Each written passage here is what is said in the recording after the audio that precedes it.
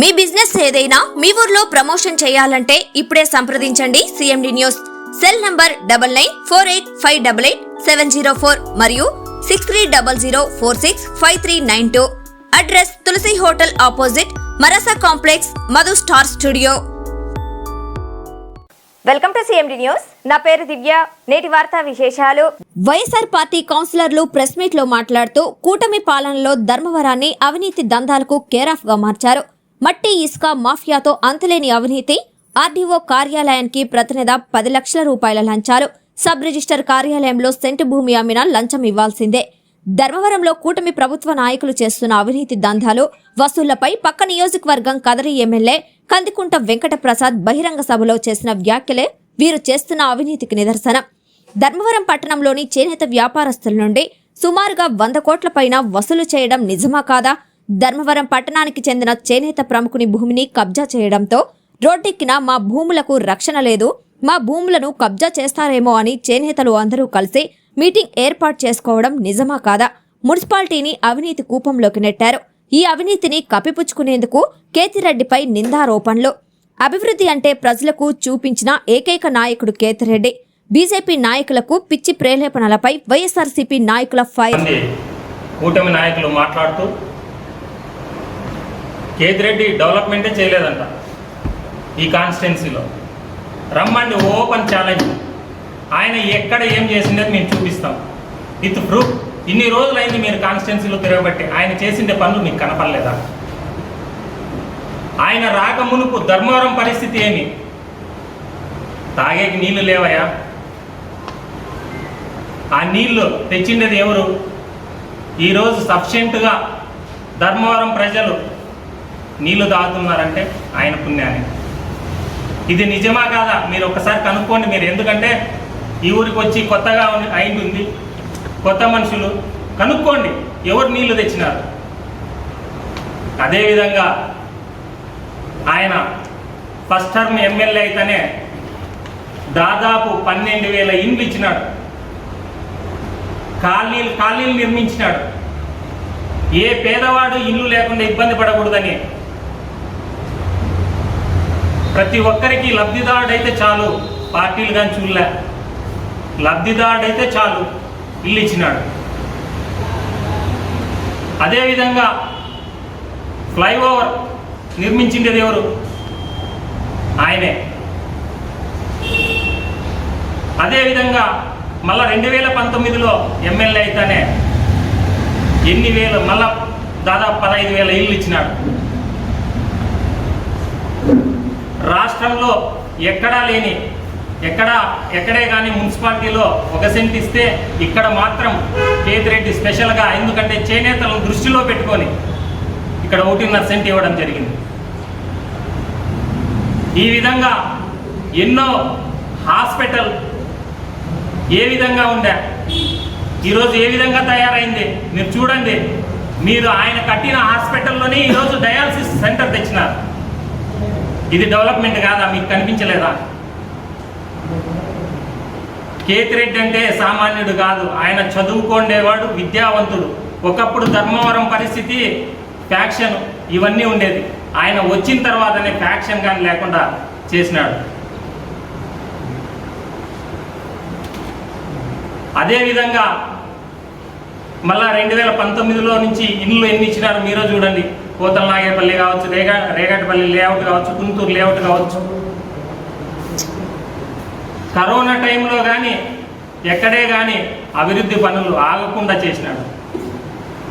ఈ విధంగా ఇన్ని పనులు చేస్తా అంటే, ఇన్ని పనులు చేసి కనపడతంటే మీరు డెవలప్మెంట్ ఏం చేయలేదంటున్నారు. మీకు నిజంగా కనిపిస్తున్నాయా లేదా? మీరు విమర్శిస్తే మీరు హైలైట్ కావాలని కేతిరెడ్డిని విమర్శిస్తున్నారు తప్ప, మీరు విమర్శిస్తే మీకు మైలేజ్ వస్తుందని విమర్శిస్తున్నారు తప్ప,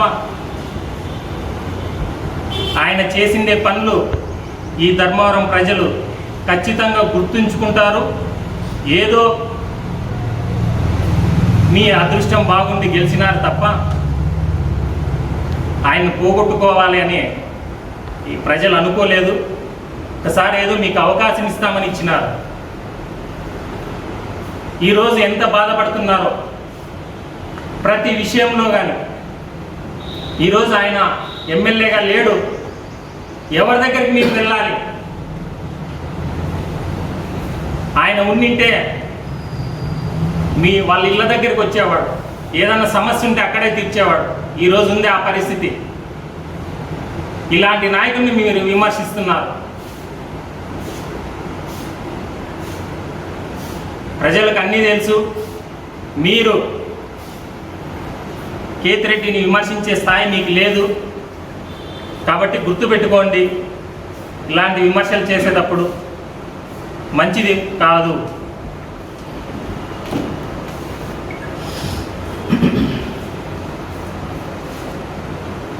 మొన్నటి రోజు 30వ తారీఖు కౌన్సిల్ మీటింగ్ జరిగింది. ఆ కౌన్సిల్ మీటింగ్లో మంత్రి గారు ప్రత్యేకంగా 3 కోట్లు బడ్జెట్ తెచ్చాడని, ఆ 3 కోట్ల బడ్జెట్ 3 వార్డులు పెట్టినారని మాకు ఎజెండా ఇచ్చారు. ఆ 3 కోట్ల బడ్జెట్ని మేము చదివినాము. చదివిన తర్వాత అదేవిధంగా మేము లేచి అక్కడ మన హరీష్ మాట్లాడుతూ కేతిరెడ్డి డెవలప్మెంట్కి అడ్డుకుంటున్నాడు. డెవలప్మెంట్కి అడ్డుకోలేదు.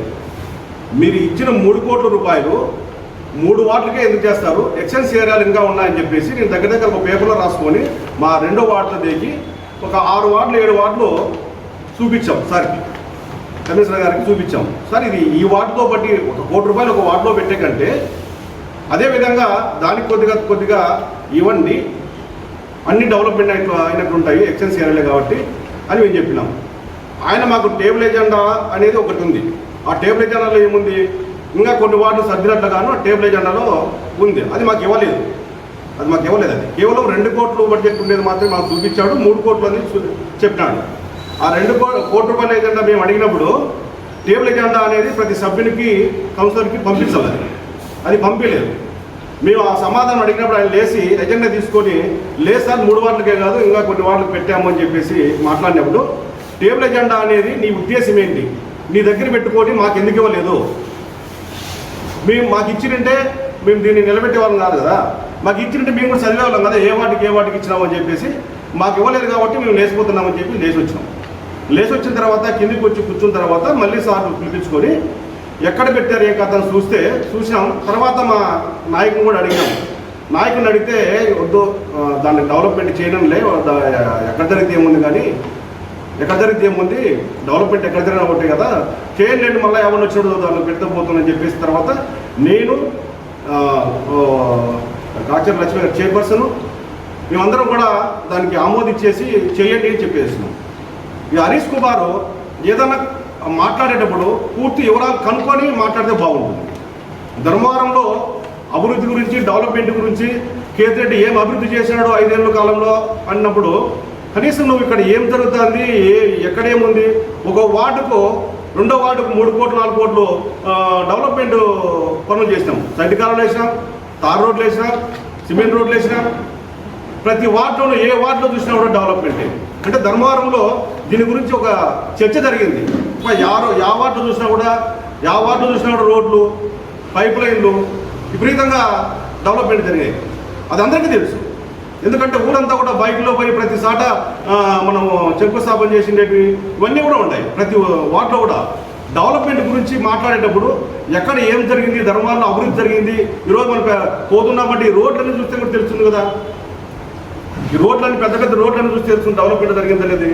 మనం మాట్లాడేటప్పుడు జనాలు నమ్మరా అనే విషయం కూడా గుర్తుపెట్టుకొని కేతిరెడ్డి గురించి మాట్లాడినప్పుడు కూడా ఆలోచన చేసి మాట్లాడాలి. ఒక నాయకుడు 20 సంవత్సరాల ధర్మవరంలో ఉండి ధర్మవరాన్ని డెవలప్మెంట్ ఏమైనా చూపించాడు.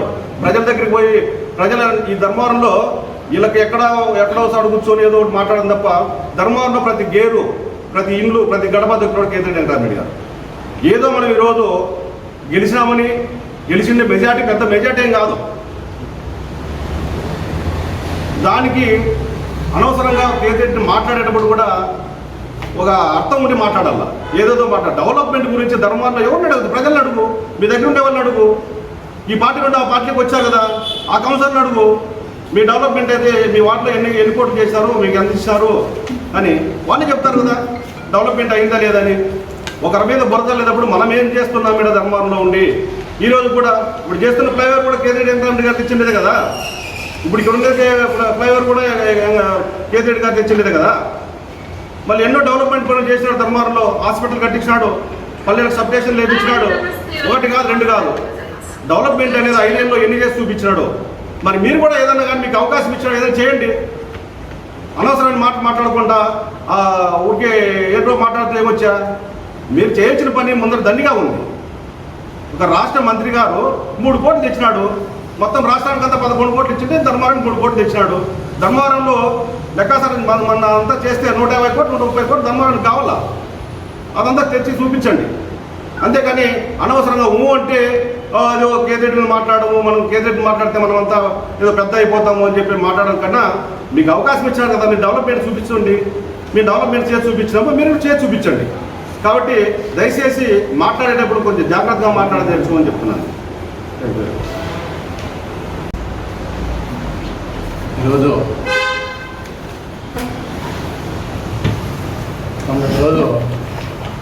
కొంతమంది నాయకులు ధర్మవరంలో ఒక కేతిరెడ్డి వెంకటరామరెడ్డి గారి గురించి కానీ ధర్మవరం డెవలప్మెంట్ గురించి కానీ చాలా మాట్లాడారు. కొంతమంది నాయకులంతా విపరీతంగా మా పార్టీలోకి వస్తూ ఉన్నారు, చేస్తూ ఉన్నారు. నాకు 25 మంది కౌన్సిలర్లు నా అందుబాటులో ఉన్నారు, మేము అంటే ఇప్పుడే మా పార్టీలోకి చేరుతారు అని చెప్పి రకరకాల మాటలు చెప్తూ ఉన్నారు. మీరు మాటలు చెప్పచ్చు, ఎందుకు చెప్తా ఉన్నారని ఆలోచన చేస్తే వీళ్ళు అధికారంలోకి వచ్చి దాదాపు ఇప్పటికి 11 నెలలు అయిపోయింది పూర్తి. ఇంకా రేపు నెల 4వ తారీఖు వస్తే 1 సంవత్సర కాలం పూర్తి అవుతుంది. ఈ సంవత్సర కాలం పూర్తి అవుతుంది కాబట్టి 1 సంవత్సరం అయితేనే 1 సంవత్సరం అయితేనే ఈ కూటమి ప్రభుత్వంలో వచ్చినటువంటి నాయకులు మన ధర్మానికి ఏదో గెలిచిన గంటల నుంచి అభివృద్ధి ఏదో అంటే చూపిస్తామని చెప్పి ఎంతో గొప్పలు చెప్పుకుంటూ వచ్చినారు. ఆ జనాల్లో ఆశ ఎక్కువైపోయింది. చాలా అద్భుతమైన డెవలప్మెంట్ చేస్తారు, ఇంకా ధర్మానికి దిశ మారిపోతుంది, రాష్ట్రంలోనే నెంబర్ 1 నియోజకవర్గం అవుతుందేమో మంది. గతంలో పట్టు చీరలకి ప్రపంచ ప్రఖ్యాతిగాంచినటువంటి ధర్మవరం అదేవిధంగా ఇప్పుడున్న నాయకులు అంత గొప్పగా చేస్తారేమని జనాలు చాలా మంది ఆశించినారు, ఆశ పెట్టుకున్నారు. దానికి 1 నెల తర్వాత సంవత్సర కాలం అయింది, ఏం డెవలప్ చేశారని చెప్పి జనాలకి ఒక ఆలోచన విధానం అంతలక్క ఎక్కడ చూసా కానీ ఒక హోటల్ దగ్గర కావచ్చు, టీ పాయింట్ల దగ్గర కావచ్చు, ఒక మండల షాప్ దగ్గర కావచ్చు, 10 మంది జనాలు కలిసించాడు కావచ్చు, ఎక్కడైనా గతంలో ఉన్న ఎమ్మెల్యే ఏం చేశాడు, ఇప్పుడున్నటువంటి నాయకులు ఏం చేశారని ఒక చర్చ మొదలైంది. అది వాళ్ళ చెవుల దాకా వెళ్ళింది. ఓహో, మనం ఈ విధంగా జనాలు ప్రశ్నించేదానికి అప్పుడే రెడీ అవుతున్నారు. సంవత్సర కాలంలోనే మనం దీన్ని ఏ విధంగా దీని నుంచి తప్పించుకోవాలని చెప్పి డైవర్ట్ చేసే కార్యక్రమంలోనే మళ్ళా కేతిరెడ్డి గారి గురించి ఏదో ఒకటి మాట్లాడి జనాలను తప్పుదో పట్టించి తప్పుడు ఆలోచనలేకి పంపిస్తే కేతిరెడ్డి ఆ విధంగా చేశాడు, ఈ విధంగా చేశాడు, డెవలప్ చేయలేదు, ఇంకోటి చేయలేదు, లేదంటే మున్సిపాలిటీ డెవలప్లో అడ్డుకుంటున్నారని చెప్పి రకరకాల మాటలు మాట్లాడుతూ ఉన్నారు. కానీ అయ్యా మీ అందరికీ చెప్తా ఉన్నా, మేము ఒకటే, మీకు ఎంతమంది టచ్లో ఉంటే అంతమందిని ఒకవేళ మీకు అవకాశం ఉంటే మీరు వాళ్ళు ఎవరెవరినో మీరు పిలుచుకోండి. ఇప్పటికే కొంతమంది వచ్చినారు, ఇంకా మీకు వచ్చేవాళ్ళు ఉంటే ఎవరైనా మిమ్మల్ని నమ్మి వచ్చేవాళ్ళు ఉంటే మీ పార్టీలోకి చేర్చుకొని మీ డెవలప్మెంట్ అనేది ఏందో ఒక్కసారి బహిరంగంగా గతంలో ఇంతవరకు మా సోదరులు చెప్పినట్ల కేతిరెడ్డి ఏమేమి చేశాడు, మీరు ఇప్పుడు ఈ సంవత్సర కాలానికి ఏం చేశారు, ఇంకా ఏం చేయబోతున్నారో చెప్పండి. మీరు చేసే మంచి పనులు ఏమైనా ఉంటే మేము మిమ్మల్ని కానీ అభినందిస్తాం, దాంట్లో తప్పులేదు. మీరు డెవలప్ చేస్తే తప్పులేదు, మిమ్మల్ని అభినందించేదానికి మా కౌన్సిల్ అంతా కానీ మిమ్మల్ని అభినందించేదానికి సిద్ధంగా ఉన్నాం. కానీ మీరు ఏ విధమైన డెవలప్ చేయలేదు. మీరు వచ్చిన తర్వాత గతం కంటే ధర్మంలో చాలామంది బాధపడుతూ ఉన్నారు, ప్రతి ఒక్కరిని హింసిస్తూ ఉన్నారు, ప్రతి ఒక్కరిని దౌర్జన్యాలతో అక్రమ వస్తువులతో ఇంకో దాంట్లో మీరు బాధ పెడతా ఉన్నారు. ఎక్కడికి పోయినా ఒక రిజిస్టర్ ఆఫీస్ పోయినా మీ పేరు వినపడుతూ ఉన్నాయి. ఒక సెంటు కొన్నా కొంతమందికి డబ్బులు ముడి చెప్పాలంట అని చెప్పి వార్తలు. ఒక ఎకరా అమ్మినోళ్ళు బాధపడుతూ ఉన్నారు, కొన్నోళ్ళు బాధపడుతూ ఉన్నారు. ఇది ఎక్కడ దారి తీస్తూ ఉంది, ఎంతమంది ఇబ్బంది పడుతూ ఉంటారు. అది మేము వైఎస్ఆర్ కాంగ్రెస్ పార్టీ తరఫున మీ మీద ఏదో అసూయతోనో లేకపోతే మీరు మా నాయకుడి మీద గెలిచినారని చెప్పో దురుద్దేశంతో మేము మీకు ఆస్వాదించడం లేదు. ఇది ప్రజల్లో రగులుతున్నటువంటి బాధ, ఆవేదన. ఎందుకంటే స్వయాన మీ కూటమి పార్టీలో ఉన్నటువంటి పక్క నియోజకవర్గమైనటువంటి ఎమ్మెల్యే గారు ధర్మవరానికి వచ్చి ధర్మంలో మనం ఎంతో ఇదిగా నమ్మి ఓట్లేసి గెలిపిస్తే మనం ఇదేనా వాళ్ళకి ఇస్తాండే ప్రతిఫలము? ఈ దౌర్జన్యాలు చేసేకేనా, వసూలు చేసేకేనా మనం ఉండేది? ఇలాంటివి సాగనేను, వీళ్ళందరికీ నేను అండగా ఉంటానని చెప్పి మీ పార్టీలో మీ కూటమి ఎమ్మెల్యేలో వచ్చి ధర్మానికి బహిరంగ మీటింగ్ పెట్టి చెప్తా ఉన్నాడంటే దాన్ని ఒక్కసారి మీరు ఆలోచించుకోవాల్సిందిగా మీకు మనవి చేస్తూ ఉన్నా. దీనిపైన దృష్టి పెట్టండి అని చెప్పి. అంతేకాకుండా పబ్లిక్గా ధర్మాల్లో ఉన్నటువంటి చాలామంది నాయకులంతా కలిసి కానీ ఒక బహిరంగ మీటింగ్ పెట్టి మా స్థలాలను మేము కాపాడుకోలేకపోతూ ఉన్నాము, మా స్థలాలన్నీ ఆక్రమిస్తూ ఉన్నారని చెప్పి పబ్లిక్గా మీటింగ్ పెట్టినారా లేదో ఒకసారి మీరు ఆలోచించుకోండి. అది మేము పెట్టలా, మేము ప్రెస్ మీట్లు పెట్టలా, సంవత్సర కాలం అయింది. వాళ్ళకి ఒక అవకాశం వచ్చింది, ఇక్కడ కొత్తగా వచ్చినారు అంటున్నారు. ఆయన అంతా మొత్తం నియోజకవర్గం అంతా తిరిగి ఒక విశ్లేషణ చేసుకొని ఏ ఊరికి ఏం అవసరం ఉంది, ఏ వీధికి ఏ అవసరం ఉంది, ఏ వార్డుకి ఏ అవసరం ఉంది, ఏ రోడ్డు డెవలప్ చేయాలని చెప్పి ఆయన కానీ టైం పడుతుంది, బాగా ఆలోచించుకొని మంచి చేస్తారని చెప్పి జనాలతో పాటు మేము కానీ ఎదురు చూసాం. బాగానే చేస్తాడేమోలే, మంచిగా చేస్తాడని అంతా చెప్పాడు కదా, చేస్తాడని చెప్తే ఈ సంవత్సర కాలంలో ఇంతవరకు మీరు చేసిన అభివృద్ధి కంటే మీ పైన వస్తున్నటువంటి అవినీతి ఆరోపణలు వసూలు పర్వం అనేదే మీకు ముద్ర కడతా ఉన్నారు. దీనిపైన ఒకసారి మీరు ఆలోచించుకోండి. వైఎస్ఆర్ కాంగ్రెస్ పార్టీ వాళ్ళు ఎవరు మీ పైన ఇది చెప్పట్లేదు. ప్రజల్లో నుంచి వస్తున్నటువంటి వ్యతిరేకతని ఎలా కాపాడుకోవాలని చెప్పే మా కేతిరెడ్డి గారి గురించి మాట్లాడుతూ ఉన్నారు. మా కేతిరెడ్డి గారు ఎంతసేపు అయినా కానీ అభివృద్ధి వైపే చూశాడు తప్ప వాళ్ళు వీళ్ళు అనుకోకుండా ఎక్కడైనా డెవలప్ కావాలని చెప్పి ఆయన చాలా చాలా అభివృద్ధి పనులు చేశాడు. చెప్పుకుంటూ పోవాలంటే ధర్మవరంలో ఆయన ఎమ్మెల్యే అయిన తర్వాతనే ఈ ధర్మవరం రూపురేఖలు మార్చాడు. గతంలో ఇక్కడ పనిచేసినటువంటి ఎమ్మెల్యేల పేర్లు కానీ చాలా మందికి తెలియవు. వాళ్ళ వీధుల్లో వచ్చినా వీళ్ళు వాళ్ళేనని ఎవరు గుర్తుపట్టే పరిస్థితుల్లో లేడు. మీరు కానీ ప్రజలకు అందుబాటులో ఉండండి, ప్రజలకు మంచి చేయండి. ఎక్కడ తప్పులు జరుగుతానే మీరు బహిరంగంగా మా దృష్టికి ఎవరు వచ్చినా కానీ మేము వాళ్ళని శిక్షిస్తాము, ఇది చేస్తామని చెప్తున్నారు. ఒక స్వయాన మీ పార్టీలో ఉన్నటువంటి ఎమ్మెల్యేని మీరు కానీ ప్రజలకు అందుబాటులో ఉండండి, ప్రజలకు మంచి చేయండి. ఎక్కడ తప్పులు జరుగుతానే మీరు బహిరంగంగా మా దృష్టికి ఎవరు వచ్చినా కానీ మేము వాళ్ళని శిక్షిస్తాము, ఇది చేస్తామని చెప్తున్నారు. ఒక స్వయాన మీ పార్టీలో ఉన్నటువంటి ఎమ్మెల్యేనే ఈ విధంగా తప్పులు జరుగుతుంది, మీరు భయపడద్దండి, మీకు అండగా ఉంటాను నేను, ఈ దౌర్జన్యం అడ్డుకుంటా, ఈ అక్రమ వసూలను అడ్డుకుంటారని చెప్పి ఒక ఎమ్మెల్యే గారు మాట్లాడినప్పుడు మీకు అంతకంటే సాక్ష్యాలు ఇంకేం కావాలి? ఆ ఎమ్మెల్యే గారిని అడగండి, అయ్యా మేము మా ధర్మానికి వచ్చి నువ్వు మీటింగ్ పెట్టావు కదా, ఎవరెవరు వసూలు అయినాయని చెప్పి నీ కంప్లైంట్ చేసింటే నువ్వు ఈ ఊరికి వచ్చి మీటింగ్ పెట్టావు, ఎవరెవరు వసూలు ఎవరితో చేశారు, ఎవరికి నువ్వు అండగా ఉంటావు, ఏం జరిగింది అని చెప్పి మీరే కనుక్కొని ధర్మవరం అభివృద్ధికి పనిచేయండి తప్ప ఇలాంటి పనిచేసిన నాయకుడి మీద ఆరోపణలు చేసి మీరు ఏదో చేయాలనుకోవడమో మంచి పద్ధతి కాదని చెప్పి మీకు తెలియజేస్తా ఉన్నాం. చేతనైతే అభివృద్ధిలో పోటీపడి ఇంతకంటే ఎక్కువ చేస్తామని చెప్పి మీ అభివృద్ధిని అంతా కావాలంటే ఒక్కొక్క సెంటర్లో ఒక్కొక్క ఫ్లెక్సీ పెట్టి మీ సంవత్సర కాలంలోనే నేను ఇంత అభివృద్ధి చేశాను, గతంలో ఏ నాయకుడు చేయలేదని చెప్పి మీరు చేసి చూపించండి, దానికి మేమంతగా ఒప్పుకుంటాం. అంతేకాని ఇలాంటి తప్పుడు ఆరోపణలు చేయొద్దని అని చెప్పి మీకు మరొకసారి గుర్తు చేస్తా ఉన్నాం. సభకు వచ్చేసిన మీడియా మిత్రులందరికీ నమస్కారం. మొన్న కౌన్సిల్ మీటింగ్ జరిగిన సందర్భంగా కార్యాలయ ఇన్ఛార్జ్ హరీష్ బాబు గారు కేతిరెడ్డి గారిని ఉద్దేశించి మాట్లాడిన దానికి మేము తెలియజేసేది ఏమంటే, ధర్మవరంలో అభివృద్ధి అనేది లేదు, జరగలేదు, ఏది చేయలేదు అనేది చెప్తున్నారు, బాగానే ఉంది. కానీ ఇప్పుడు ఏం జరుగుతుంది అనేది కూడా ఒకసారి ఆలోచన చేయండి. అలాగే అభివృద్ధికి అడ్డము కౌన్సిలర్స్ అనేది అంటున్నారు.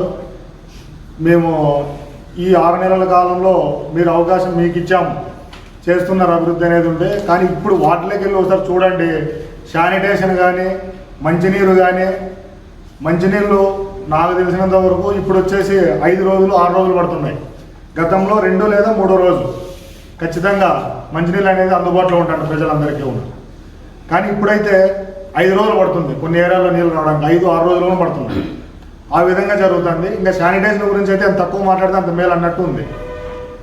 ముఖ్యంగా ఎక్కడ చూసినా కాలువల్లో చెత్త, అది తర్వాత ఏదైనా డంప్ యార్డ్ మాత్రం అయిపోయింది ఊర్లో. ఎక్కడ చూసినా కూడా చాలా చోట్ల, అంటే మెయిన్ సర్కిల్లోనే చాలా చోట్ల ఆ విధంగా ఉంది. అలాగే ఇంకా అభివృద్ధి గురించి చెప్పుకుంటూ పోవాలంటే మనం కేతిరెడ్డి అన్న రాకముందు తర్వాత అనేలా ఉంటుంది పాలన ఏదైనా కానీ. బ్రిడ్జిలు కావచ్చు, ఇందాక మా కౌన్సిలర్స్ అన్నోళ్ళు అంతా చెప్పినట్టుగా ఏ అభివృద్ధి జరిగినా కూడా అది కేతిరెడ్డి అన్న గారి ఆధ్వర్యంలోనే జరిగింది, కానీ ఆయన ఉన్న హయాంలోనే జరిగింది. హాస్పిటల్స్ కావచ్చు, ఫ్లైఓవర్స్, ఇండ్లు దాదాపు 24,000 ఇండ్లు అనుకుంటున్నా. ఫస్ట్ తొలిసారి ఎమ్మెల్యే అయినప్పుడు, రెండోసారి 19 ఎలక్షన్లో అన్నగారు గెలిచినప్పుడు ఇంద్రమ్మ కాలనీలు కావచ్చు, మన ఇండ్లు కాలనీలు కాదు ఊర్లే నిలబడినాయి కేతిరెడ్డి అన్నగారు వల్ల. అప్పుడు కూడా ఏది కూడా ఈ వీళ్ళు వైఎస్ఆర్, వీళ్ళు టీడీపీ, వీళ్ళు సామాన్యులు అనేది లేదు. ఎక్కడే నిష్పక్షపాతంగా ప్రతి ఒక్కరికి కూడా ఎలిజిబిలిటీ ఉందంటే ప్రతి ఒక్కరికి కూడా ఇల్లు ఇచ్చినారు.